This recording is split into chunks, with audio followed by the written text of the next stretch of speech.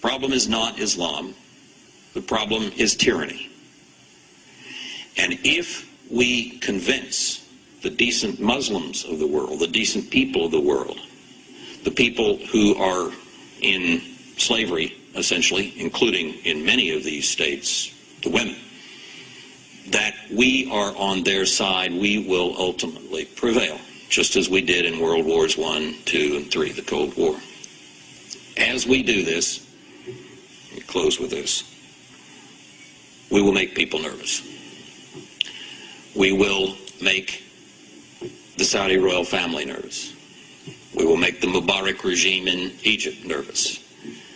And if we succeed in freeing Iraq and then begin to turn our attention to the Syrias and the Libyas and the other rogue states and exert pressure for them to change, the Saudi royal family and the Mubarak regime will come to us and they'll say, we're very, very nervous. And our response should be, good. We want you nervous.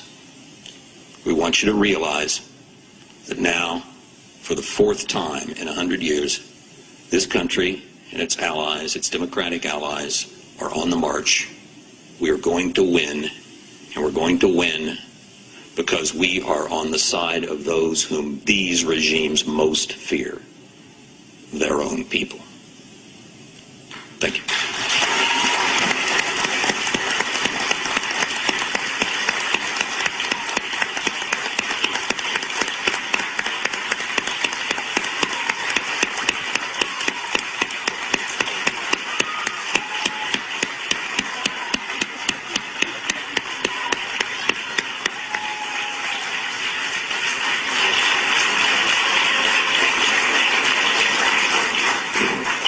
Give him tenure if you like him so much.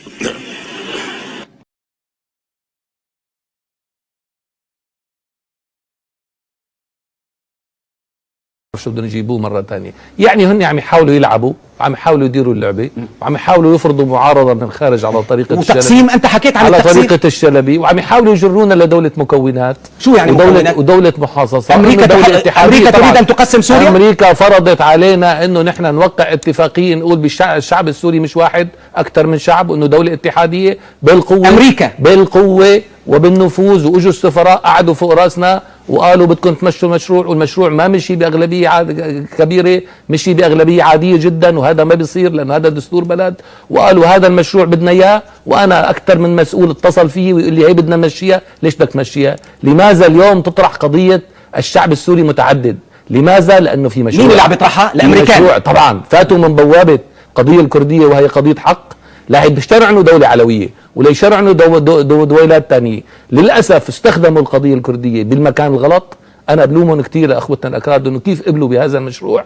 هذا المشروع اللي مر على الائتلاف مشروع خطير جدا، سيؤدي بكرة بجنيف.